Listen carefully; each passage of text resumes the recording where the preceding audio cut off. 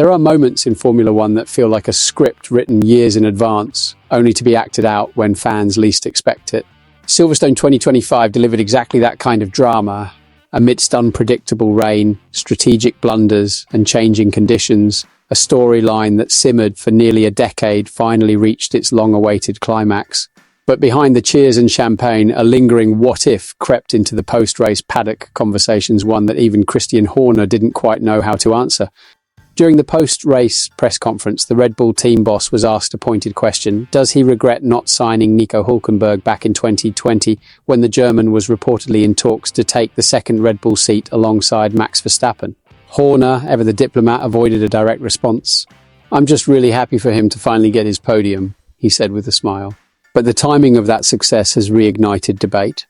Hulkenberg, after all, had just secured the first podium of his career in his 239th Grand Prix start, a remarkable feat that showcased not just perseverance but raw talent that perhaps went unrecognised at critical moments.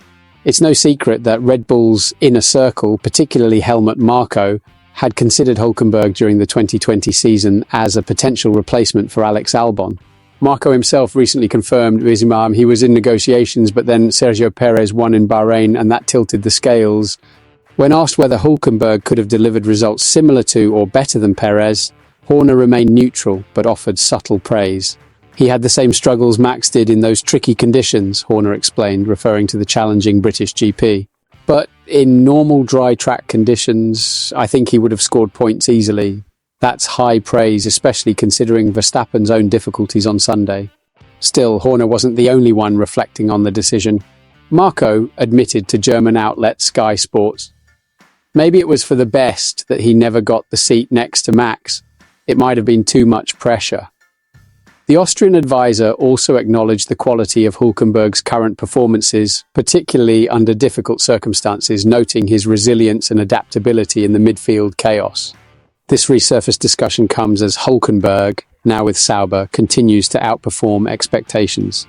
His podium in Silverstone wasn't just a statistical milestone, it was a public reminder of the kind of grit and experience that sometimes gets overlooked in a sport obsessed with youth and potential.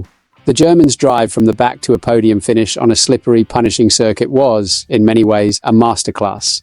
So, does Red Bull regret passing on Hulkenberg in 2020? If they do, they're not saying, but the silence, or in Horner's case, the carefully chosen words, may speak volumes. One thing is certain, Nico finally got his moment, and it couldn't have come at a more symbolic time. What do you think? Should Red Bull have signed Hulkenberg back in 2020? Would it have changed the team's trajectory? Share your thoughts in the comments and don't forget to subscribe to the channel for more F1 insights.